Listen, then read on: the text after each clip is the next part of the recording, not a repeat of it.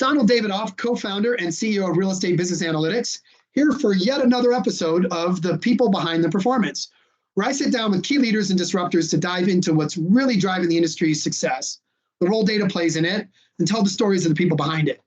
I'm here today with guest and really good friend, Laurie Baker, one of the earliest people I met in the industry, who today is Chief Operating Officer of Camden Property Trust. Bear with me, a bit of a long bio coming because Laurie's done so many things. In this role, Laurie's responsible for the oversight and strategy of Camden's portfolio operations. She's also a member of Camden's investment committee. In her 20 plus years with Camden, I'm pretty sure she started when she was 12. She's held several roles, including Executive Vice President of Operations, Senior Vice President of Fund and Asset Management, and has also led Camden's reposition and redevelopment program with more than $503 million in property improvements. Laurie has one of the deepest understandings of the multifamily industry, especially evolving customer preferences and driving transformational change. One of the things I love about Laurie is also what she does in the industry, right? So aside from holding her MBA in finance from GWU, George Washington University, and a bachelor's in business administration from Sam Houston State, Laurie's an officer on National Multi-Housing Council's executive committee, and she serves as her chair of its Diversity, Equity, and Inclusion Committee. Spoiler alert, we'll talk a little bit about that. She's also vice chair of ULI's Multifamily Bronze Council, serves on the advisory board for Texas A&M's Master of Real Estate program and Camp for All. She's past president of Crew Network and Crew Houston, and was recognized 3 times by the Real Estate Forum as a woman of influence. I have no idea how you fit all this in, Laurie, but welcome. I'm so glad to have you. Thank you. It's great to be here with you.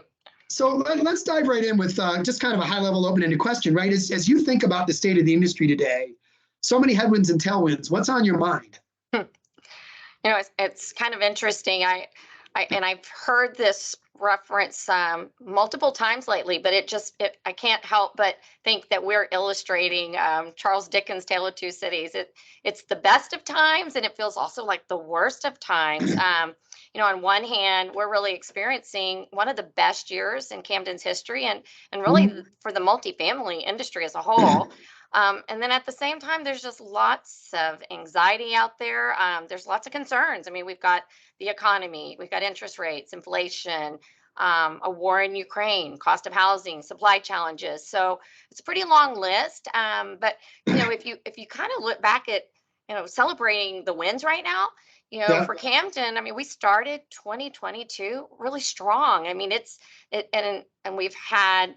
We're coming off of 2021, which was a great year, especially given where we started. And this year so far, we've had a successful acquisition of 22 assets in our fund with Texas Teachers, which is, not a lot of fanfare about it, but it was kind of near and dear to my heart because I changed roles in 2007 to go help kind of launch Camden's first fund within the REIT with Texas Teachers. They've been an incredible partner, but for them, the market was perfect timing to maybe sell out. It was perfect for us to gain these 22 assets that we had been managing and owning with them in partnership over the years, and so that was a real win. We also were named to the S&P 500. Which was a big headliner internally for us. Kind of legitimizes us along with some of our REIT brethren out there. Our stock price hit an all-time high. So there's just been lots of great things that have kind of been in the headlines internally. But again, you kind of keep going back and forth as what's weighing heavy. I mean, really, our industry, our fundamentals and the demographics continue to be really positive for the business. And I mean, you continue to have this, millennial group that's in the 67 million, and they're a steady source of demand. Yeah, well, and it's funny when you're talking about best of times, worst of times, it made me think like at the conferences this year, the operators, you wouldn't know that there's a potential recession. I think the developers, the acquisition folks, right, finance guys are a little more worried. But then, you mentioned it, the tailwind of the macro demographics. Interest rates going up, that may cause concern to the finance side. But I just read yesterday, housing sales are off 19%. People got to live somewhere. Where are they going to live? It's going to be back into rental housing. So Yeah, that really is interesting. Maybe even touch a little bit. I mean, you do have a unique background because you've worked on the investment side and you've worked on the operating side. Maybe just share a little bit of kind of. I mean, I don't want to give away an answer, but it feels to me like that gives you a unique perspective. Since most people their whole career is on one side or the other. Yeah, it's kind of interesting because when we met back Mhm. early 2000s, that was such an opportune time for many of us, especially for those of us that were cutting our teeth in the business. I didn't start my career in multifamily. I spent 9 years living in DC, working in an entirely different field of work. And so when I started in the multifamily business in 94, that was when the REITs were going public. It was a perfect platform to be able to create efficiencies Mhm. and kind of streamline our business processes. And now it's like 20 years later, we're doing it all over again.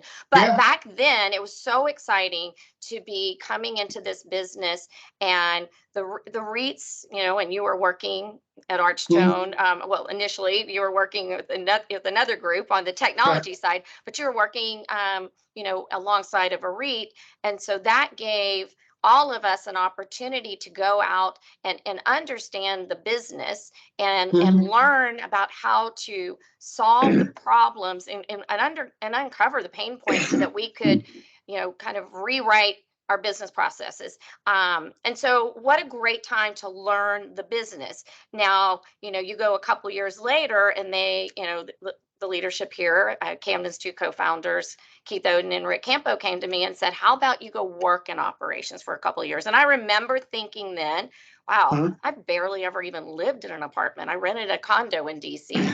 Um, Yeah. and so I look back now, and it was the best decision I ever made, was going spend a few years Mhm. working in the bloodline of the company, really Yeah. understanding the business, not just understanding the P&L. Everybody can figure out the financial side. I always say 1 + 1 every day is going to equal 2, but when it comes to people, things are never equal. One Yes. plus one is never equals 2. I mean, it's the gray. You have to learn to operate Yeah. in the gray, and that is where I gained some of my best lessons in managing Mhm. people, and then taking that after 3 years, moving into the fund and leveraging my background, in a lot of different areas, to kind of then coupling that with working with the on-site teams and understanding their challenges and the levers to pull in order to support them, removing obstacles and just Mhm. helping them do their jobs in a way that they not only enjoyed it, but they better serve the customer, and they found a reward coming into the office, or into the working sites every day. So I do, think that, in hindsight's 2020. I didn't know necessarily when I stepped into that role that, Right. it was going to be one of the greatest learning opportunities I would have in this business. And I always encourage young people when they're getting into this industry to consider starting for a year or two, Mhm. working on site, because you will forever be able to transfer those skills and Yeah. that knowledge into helping solve problems, whether you're at the corporate table or you're doing something different. Yeah. I mean, there's such a life lesson in that of just saying yes, right? So I'm curious because we're going to talk a little bit about DEI later on, but I want to bring up one thing right now. Like the literature that I've read about DEI, one of the things, in fact, Julie Smith at Bizzuto turned me on to Katty Kay's book, The Confidence Code, and I'm forgetting the other co-author of that, so my apologies to her. Um, but it was really interesting because one of the lessons in there was how um, typically men will, apply to a job or do something Mhm. if they think they meet 50, 60% of the requirements. Right. And typically not 100%. I mean, you don't want to plaster everybody the same, but typically, women as a whole don't apply unless they're sort of 100% certain. Yeah. And so there you were somewhere in the 90s, okay, not, super early career. You had 9 years before, but what was it that made you say yes or encouraged you to say yes when, by your own admission a moment ago, you didn't have much of a clue what it really was going to be about. And yet that Yeah. was the turning point that led to everything you accomplished. I mean, There's some of it is kind of blind naivety, I have Uh-huh. to admit, but Yeah. a lot of it had to do with, and I do have a history of kind of just saying yes Yeah. and then just jumping off the edge and saying we'll figure it out. I'm just Yeah. a positive person by nature, so that's one. Hmm. But two was I trusted our leaders here. Hmm. I had full respect for what Rick and Keith had already at that time and continue to build with this Hmm. company. They, they made every day coming to work so much fun, Hmm. and kind of what you see is what you get. They've continued to be kind of innovative leaders. They respect everyone for their contributions. They truly believe in a meritocracy, environment. So I knew that they had my back, Hmm. and if I didn't love it, they said it, no harm, no foul. Come back and Right. let's talk about it. And I do remember initially when I took that role, the conversation was exactly like this: go do it for a year. If you don't like it, you know what? You have a year under your belt and you learn something new. We got a Yeah. role for you. I didn't know what that role was going to be. And I remember thinking, should I be worried about this? And then I was like, you know what? I trust them. So there is a lot to say about that. Yeah. And then over the years, I have learned that anytime, you kind of have those butterflies in your stomach, you're kind of starting to overthink something, let it go. And because whenever there's been any type of kind of gut feel that, man, this could be really exciting, but there's a little bit of a fear factor, I've leaned into that and said that is when I have, for one, built my greatest confidence. Yeah. Because after you overcome that, boy, there is just Yeah. you just feel like there's a win there, and there's team wins that come out of all of that, and there's relationships and the connections that Yeah. you build, and you're building stock in your own organization, and people, if you ask for help, they typically join you in supporting you. So I found it to be incredibly refreshing, Yeah. kind of fun. And then you kind of start being the person that says yes to those things, kind of Yeah. like Mikey. And Yeah. I would raise my hand and say, I'll go for this and go learn something new. Yeah, it's funny. I think in metaphors, and so this is going to be a bizarre metaphor, but I think of the insurance industry, right? If we behave, if if the insurance industry behaved like many of us, where all they did was be afraid of what could go wrong, they would never write a policy. But Right. they know that while any individual policy could go wrong, like overall it's going to work out, right? And so Exactly. I think that's the lesson: is like if you have any confidence in your own talents and skills, like what's going to happen? Either it's going to go great and you win, or you're going to decide after a year it's not going so well, but you learn something, and now Yeah. you know more what to do next. That's also a win. So Well, and it's Donald, kind I of heads mean, I win, tails I don't lose. well, and it's kind of like, how boring to not be operating a little bit in a state of chaos. Yeah, And yeah, I kind of thrive in that. And that's not for everyone. But right. it serves me well, and I've enjoyed the path. And I'm super happy that I kind of go dip my toe in that Yeah. operations world, which, by the way, is not an easy job. No. Oh God, no. I still remember we were supposed to shadow somebody, and I'd already visited enough community managers. I decided to shadow a service manager because it had nothing to do with pricing, right? I was running Right. pricing at the time, as you know. So I shadowed a service manager at Riverfront North in Denver just to learn what it was about. And I will never forget, like, one of the things I learned was, they built the garage poorly so that the somebody had to manually move this big um, garbage thing so that the garbage truck could pick it up. But more importantly, the garbage chute would jam. And so the poor porters, like the porters there, had a change of clothes because at least three or Oh four my times a gosh. week, one of them would have to, from the bottom, reach up to clear it. And of course, when they clear it, you know what happens. It all dumps on them and they go take a shower and Oh change my clothes. goodness. And I just remember going, oh my God, You have I don't, such a different, or a just the deeper sense of respect. appreciation and Yeah, respect. that's Absolutely. where the respect and appreciation that this, $12 an hour person was proud to work for us doing a job like that. Obviously I'm telling the story to this day that has sat with me. So yeah, where the money is made is hard in our industry. No Yes, doubt it about is. that. What you Speaking mentioned that of, you Oh, go I was ahead. just gonna say, speaking of $12 an hour, that doesn't happen anymore. That's No, right up there with keeps me. My concerns are yeah, the growing side of the cost line yes, in our annual budgets because of inflation, wages, yeah. tight labor market. It's very different dynamics today than it was even just a Yeah, couple of years ago. that's part of the second half of your best of times comment. Yes, And exactly. I have heard Dickens quoted several times over the last few months. But you mentioned earlier that you actually didn't start in this industry. So many people I know didn't. This industry seems like flypaper. Once you get in, you just sort of get that's caught. that's But a unlike the really fly, good you actually enjoy it. metaphor. What did you do for those 9 years before you came in the industry?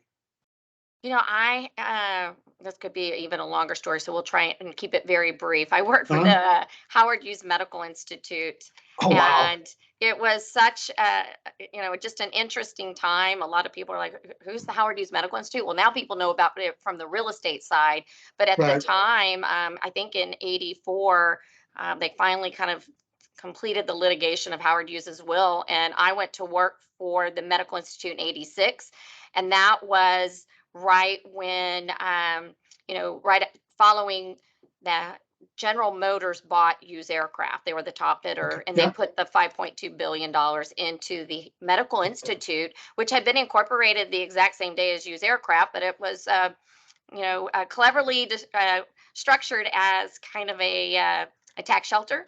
Right. So, when the Supreme Court and all the powers that be kind of worked through all of that and said, let's go fund medical research, which is just, it was a wonderful way to utilize the money of Howard Hughes. So I was very lucky. I started with just a handful of people, and that was Mhm. the first, the executive team. The leaders came over from prominent organizations. The first president was the director that came over from NIH, the National Institutes of Health. Mhm. Our CFO came from Ford Motor Company. Our chief investment officer came from U.S. Steel. So I just happened to be lucky at 21 years old, working with the who's who in business, and so I spent 9 years there, learning a heck of a lot. And when you're the richest nonprofit medical organization in the world, they're rolling out systems and platforms, and so it was just a kind of Wow.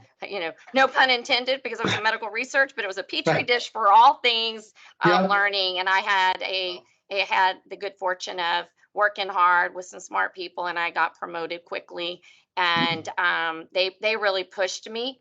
And Mhm. so when I moved back to Houston, I had, and got into multifamily, I had the opportunity to take advantage of a lot of the technologies we were rolling out, which at the time was pretty out there. And now, Yep. those are all kind of antiquated Yeah. systems, but still, I understood kind of change management, and taking advantage of new technologies to create efficiencies and streamline business processes. So that's what I had done, Cool. and got to come do it again in a whole So new line of work. yeah, so through that, I mean that journey and obviously all your time in multifamily, who's been your most influential professional mentor? That's tough. Mainly because I I have a vast network of people that Yeah. um, I really look to for wise counsel and Yeah. mentoring. Some have been internally within Camden. Some have been in the industry. I will name one because I might as well give her good PR. She knows this, and that's at Sue Ansel. She's been one Yeah. of my, she was one of my first kind of colleagues, rolling out ancillary services when she was started. Well, she had been at Gables for a few years, but Mhm. and she was a few years ahead of me doing some of these exact moves. I mean, she left Yeah. ancillary services and went and ran ops. So she's the first phone call I made when I, Yeah. was tapped on the shoulder. Did I want to do this? So Sue's been a great influencer. And then just other people, in other, in real estate, but in some other companies. And Yeah. so I've been very fortunate to have some just great colleagues and supporters. Yeah, I think that's another great life lesson, right? Is build that network of people you can turn to. Um, and one of the things, I mean, obviously you and I talked before. Sue's one of my favorite people in the industry. Former client, friend. Just Solid love her. individual. actually, Gables is currently piloting our budget software. So a client yet again. But one of the things I love about this industry is that I guess we're fragmented enough that we don't have to be cutthroat competitors. And the idea that you could, use her as a sounding board when you're doing ancillary and she's doing ancillary, that you can actually learn from each other. It's one of the things I love about this industry.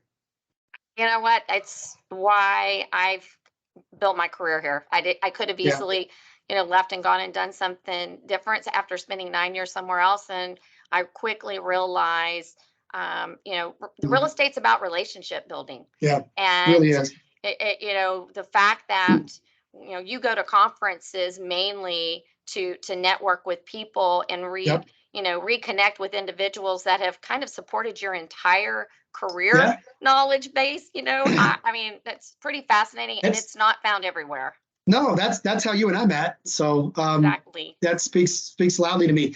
Hey, one of my favorite questions to always ask: what is one thing that 2022 Laurie Baker knows about the industry today that you wish you could go back and tell that 1994 Laurie Baker, because she didn't know it then, and it would have been good to know? I mean, probably,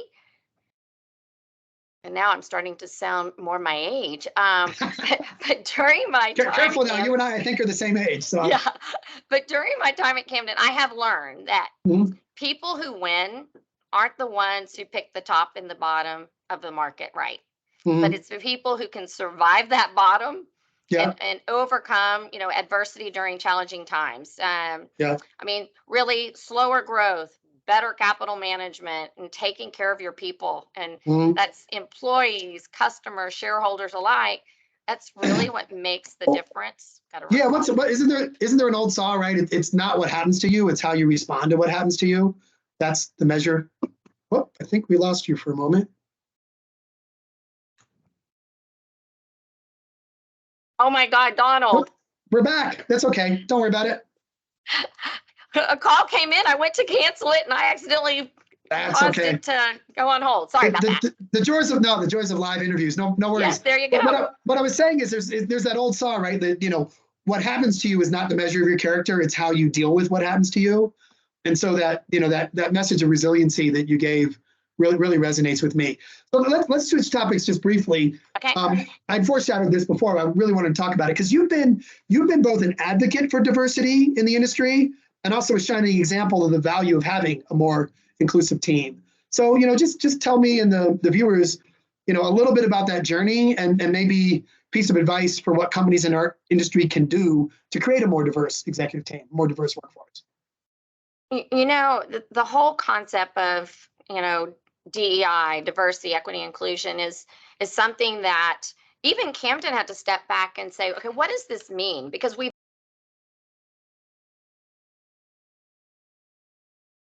Well, you muted.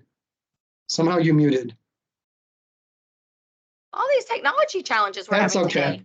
That's Makes okay. it fun and interesting. We lost you, right? We heard the bit about Camden had to sit back and figure out what it really means. Okay. So just pick up from there. So perfect. So, DEI became a bigger topic of discussion. However, we kind of looked back and said, but we've always been a very diverse and inclusive work environment. I mean, that's one of the things that attracted me to Camden. We had women at the leadership level that sometimes you could look across the aisles and you did not see that at other companies. Mhm. We also were one of the first REITs and one of the first public companies to not only get a woman on our board, but we had 3 women on our board even like 5 or 6, 7 years ago. We had people of color. So we started at the top. Rick Campo, when he was chair of NMHC many years ago, started having those conversations within the industry. And so, we all of a sudden realized we were very much a diverse work environment, but we were not doing a great job of communicating it, not only externally, which you were required to more and more because we're public, but internally, so that people realize not only is it important to Camden, but it's something that we valued and it's something that we think is part of what makes us special. And then we needed to celebrate it because in a very tight labor market, if you're not talking about it and people don't go to your website and figure it out immediately, they think it's Mm, just kind of window dressing, then they right. may go somewhere else. And we're like, wow, we're not doing a really good job now, focusing on this in a way that others outside of the organization, one, see it and can experience it, and then two, our own employees realize how important it is to us. So there was a couple of things there. So the good news is, in 2007, when kind of our financial crisis hit and we're all kind of trying to figure out, because I had just moved into our fund, it's like, Mhm, what am I going to do with myself? That's when I decided to um, go sharpen my toolkit, so to speak, go join mhm, some industry groups to learn more about real estate outside of multifamily. And the first group I joined was CREW, Commercial Real Estate Women. I joined locally in Houston, immediately got involved.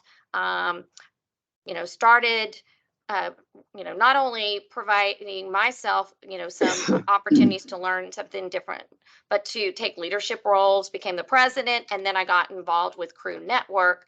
And that was really a great platform for me to kind of mhm, talk about not only women in real estate, which at the time there weren't many, but to use that platform to expand multifamily in within the Crew Network. Because I mean, you're going to laugh when I share this with you, but when I first joined Crew, there was one other multifamily person in Houston. It was all office and industrial and yeah. retail.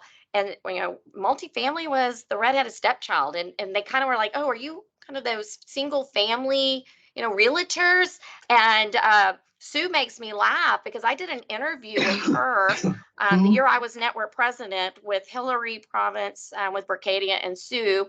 And yeah. Sue shared the story that the first time she tried to join Crew in Dallas, they told her they denied her application because they thought that she was not part of commercial real estate. So we've come a long way. Long way. But the more I learned about it, the more I took advantage of, leveraging my platform here within Camden and getting them to be big supporters of women in commercial real estate, as well as partnering with the National Multi-Housing Council, or now back then National Multi-Housing Council, now National Multifamily Housing Council, Right. um, and within ULI. So there was plenty of avenues for us to kind of start sharing the importance of getting women into real estate and then allowing them and supporting them in their achievements so that they could, rise up in organizations instead Yeah. of, kind of being just the director level. We needed some C-suite level. Yeah. No, that's great. Great to hear the history of that. It really is amazing how far things have come. And, we're not at the destination yet, but certainly you look back over the last 20 years, as I said Lots in of the proud question, accomplishments, for yeah, sure. I mean, you're part of the proof that it really does pay off. Let's switch gears and go to my favorite topic, which is obviously about data, right? Real estate business analytics. We're all about data. Now, as we say, we're on a mission to change how the industry uses data. You and I were actually on the bleeding edge of data-driven decisions way back when with revenue management, right, in the early aughts. Yeah. So what does data-driven decision making mean to you? You've seen that arc over 20 plus years. Yeah, and it's kind of been even more exciting in the last couple of years because we're finally kind of not just looking at data-driven decision making, but we're able to automate a lot of this and create dashboards Yeah. that make it much more at our fingertips. But in answer to your question, data-driven decision making is all about making strategic decisions based on unbiased facts. And in Right. our business and the operation side, for sure, it's easy to let the relationships with our customers, each other, and our emotions kind of drive some of those decisions. And that's frankly what happened back in the, Mhm. those days when we first met and our revenue Yeah. management was so critical. But Yeah. often we make decisions based on intuition or past performance without really taking the time to consider, is there something unique happening in the present? And so, if you can unlock that data, it empowers our leaders and our teams to kind of put aside those assumptions and to see what's really driving a performance boost or decline, and then make the appropriate adjustments. And I think it also allows leaders to more easily pinpoint, where and why a problem might be occurring. And that's where we get, better and better kind of the forensics behind some of the things we've done for years, but we really kind of, would just go with what we thought was a trend. We weren't quite sure it was. And then by the time you pulled back, you've maybe done some damage. Those were those unintended consequences. Yeah. So how do you, I mean, obviously Camden's been successful at this. How do you champion a data-driven culture, right? It's one thing to say what you said and people can nod their heads. At the same time, it's emotionally convenient to just go with your gut, right? Like it takes effort. It takes effort to let data prove you wrong. So how do you personally champion that data-driven culture? I mean, some of the things we've done over the years. Well, okay, first of all, if you take when we rolled out revenue management, I can remember, again, you can appreciate this, but we had a small group of managers at the time. That was our management advisory committee, a dozen managers. And we did this test when we were kind of evaluating, should we move to this revenue management system? So we asked our top 12 managers, how frequently do you look at pricing? I mean, I was astonished. I mean, these are our top managers now. We're not with the cream of the crop. Yeah. And some said, well, I look at it monthly, or I look at it quarterly. I compare it to budget. And all of a sudden you're like, every day changes, but they don't have the tools. There's no way to make those kind of programmatic tweaks. And so, that in itself started being the proof in the pudding when we were able to roll out a revenue management system. Changes creates a lot of anxiety, but you constantly have to have full transparency. You have to explain to them, here's the why behind the decisions. Here's the data that proves it, and then immediately adjust if it's we were wrong. I mean, sometimes we are wrong, and then celebrating all of those data points and sharing the information. So we have lots of dashboards. We make them all publicly visible. They're on our Inside Camden portal, and anybody at any time can go and look at these data sets and help them manage their business. And then people start getting excited when they see the results. But you got to get the buy-in. You got to kind of help sell the why. And then you really have to tie behaviors that you're trying to, you're trying to motivate behaviors that are in the best interest, not only of Camden, but of, for them personally, their paycheck. Where it matters most. And if you have those aligned, it typically works itself out. That's when we sometimes realize maybe it's not aligned. We need to adjust, how we're motivating people and how we're paying them or bonusing them, because it's not aligned with what's in the best interest of them personally and for the organization. No, I mean, your experience in change management comes through. Change management's a sort of passion study of mine. Like anybody listening, go back and replay the last 5 minutes and just make a checklist of all the things Laurie said. Like that's a good change management checklist, right? Transparency, explain the why, what's in it for them. I mean, a bunch of things. People help support what they, or people will support what they help create. And I mean, it's simple, but it's very difficult sometimes to implement. I was going to say, the interesting thing to me is it's a simple concept. But I learned this, I think my brother taught me this back in some, I can't remember what the training he went through. This is like back in the 80s now. Everybody wants to be in better shape, but why do people not diet well? Why do they not work out well, et cetera? It's easy to do, but it's easier not to do. Yeah, absolutely. Right. And so I know in change management, I've always thought about not how easy is it to do the change, how easy is it to not do the change. Right. One of the things I love about like the kind of dashboards we do at Reba, and I'm sure you have at Camden, if you put the information in front of people who generally want to succeed, it becomes easier to make the change than not, because they don't want to fail. But if you just leave it alone without that, then it's frankly easier for them to just keep going by gut than to go figure out the analysis on their own. Yeah. So when it's easier not to do than to do, people are not going to do it. Cool. So couple last questions before we get to our end then. where do you, I mean, you talked really well about what data-driven decision-making means, kind of how you champion that data culture. What do you think the future of data analytics in our industry looks like? Where are we going? What's your crystal ball saying? Yeah, that's always dangerous. But Yeah. so for what it's worth, nothing. But Huh? I mean, I think there's a lot of buzz about the future of machine learning and Right. predictive analytics. And Mhm. while I agree there's a lot of potential in those areas, I would argue there may be more value in kind of near-term future by unlocking and surfacing data that many businesses Yeah. currently have to provide better visibility and automation. It's what we just talked about. And we're even right now discovering so many of the things that we could go in and bring more visibility and automation, put it Yeah. out there on a dashboard, and then that data can be used automatically to surface performance issues as alerts. I mean, Yeah. I have found it's great to have all this data, but what do I do with it? I need some Right. I love action alerting. and suggestions to our leaders so that there's, in some cases it can trigger either automatic decisions or setting changes within an operating system, or help us.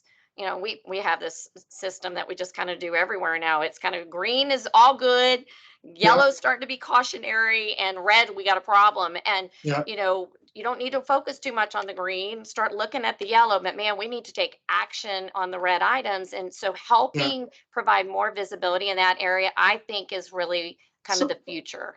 yeah. So what's the biggest data threat out there? What's the biggest threat to being successful with data in our industry? Mm, overwhelming people with too much of it. Yeah. I mean, No, that's we have to be it's a very really real risk. careful. Our teams, I mean, if you really get to kind of the nuts and bolts of where we are today, our teams they're fatigued. They're Yeah. they're they're tired. They're coming off the pandemic. And, our more and more of our residents live and sleep and work in our communities.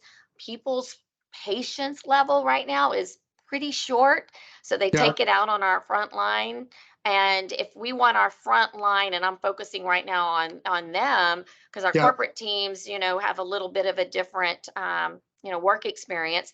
But Yeah. if we overwhelm them with too much information, I mean, they're going to, a new person that has I mean, everybody wants to be successful, and we're trying to attract the best and brightest, and it's hard to get talent these days. And then we put somebody in a role, and there's so much data coming at them, and we're hearing this right now when we're trying to tweak some systems. Is I'm Yeah. overwhelmed. I'm just overwhelmed. I don't know what's the right thing to do next.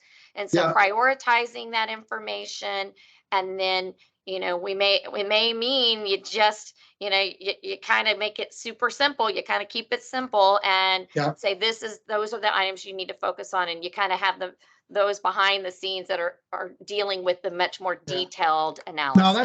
that's really insightful. And to me, the good news is the technology can be part of the solution, right? Right. The same technology that can overwhelm people, if you build intelligent dashboards, if you bring in the alerting that you were talking about before to make it quicker and easier to know what to do, then you're not quite as overwhelmed. So I think that's a good lesson in, what is it? Somebody taught me once, a weakness is a strength overdone.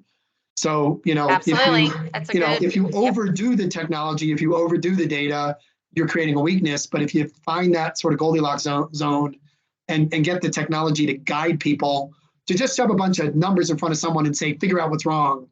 Or I think, somebody's toilet's clogged. They got to go deal with that. Somebody, just is in the office to complain about pet poop, or, you got to remember that's what's going on. So that really resonates with me. Okay. We're kind of done with the heavy lifting. So we like to end these interviews with a little fun sort of rapid fire James Lipton style Q&A. The only rule, don't think too hard. Okay. So Fun. kind of like inside the actor studio. What book has influenced you the most? Good to Great. Good to Great. I mean, That's I've one of read my some favorites. recent books, but I love Good to Great. There's some things in there that I continue 20 years later to refer back to. Yeah, no, that's a top one. And I actually can thank Scott Sellers. He made everybody at Archstone read that one year. That was our theme. Next question. What's your favorite time of day? Oh, goodness. I think, like middle of the day. I like, middle of the day, like lunchtime would be my favorite. Cool. What's your favorite app on your phone? Probably Audible. It used to be even more my favorite when I had long commute times, Yeah. because that's the only way I could really knock out some books Yeah. and podcast. Cool. What's your pet peeve?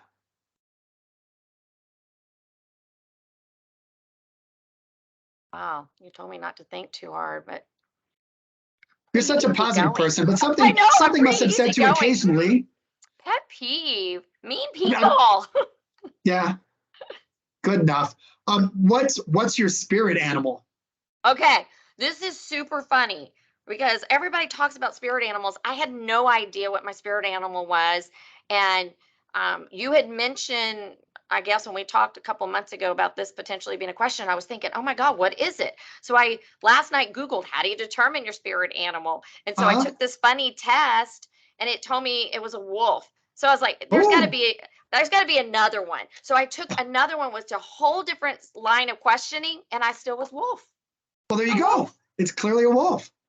I will confess, it was my head of marketing that put that question in. That was not a question I myself would have come up with, but I will like have it. to go figure out now what that all means to me. What that means, or yes. for me. Well, years of psychotherapy may work it out. Last two questions. If you had to pick one food to eat forever, what would you eat? Spaghetti and meatballs. That's my Italian background. I can't There help you go. And the last one, what's a go-to for you for having a good laugh? Oh, wow. Probably a good episode of Friends or Big Bang Theory. I'm addicted to Big Bang Theory. My wife is tired of watching it. I had never seen it when it was like really on, and during COVID, you just constantly could binge on it. It's hysterical. Yeah, I caught it about season 4-ish. I was touring colleges with my daughter. We were in the hotel room with nothing better to watch. And I mean, having gone to MIT, I really thought it would like be insulting to geeks. So I had really never wanted to see it. And then the first episode, cleverly written. I got so hooked. I mean, I can quote. It's almost like Monty Python quoting now. Okay. I should have known you would have loved that show. I should have known. Yeah, but I caught it a little late. I was I was a little too clever and luckily had that boring night with nothing better to do with my daughter, who by the way ended up at Princeton and is now getting her PhD in biomed engineering. So she's she's a lot smarter than I am. I got to be honest. Apples do not fall far from the tree. And between now and when this airs, she's getting married. So I'm seeing her next week. Congratulations. Thank you. Wonderful. So thank you so much for sharing all these insights with us, Laurie. This was fun. Sorry for the technical blips there. Oh, it's all part of the game. So just last thing, where can everyone find out a bit more about you and about Camden, online or anywhere else? You can go to our website. It's www.camdenliving.com. Don't go to Camden. You might end up in Camden, New Jersey. Yeah. But yeah, there's lots of good information about who we are. Always feel free to reach out to me. Great. Thank you so much. Just this was such a fun 45 minutes. Thank you so much. Thank you, Donald. What a pleasure. And I'm just flattered you made the request. So it was fun. Thank you. I'm flattered you said yes. Thanks. All right. You have a great one.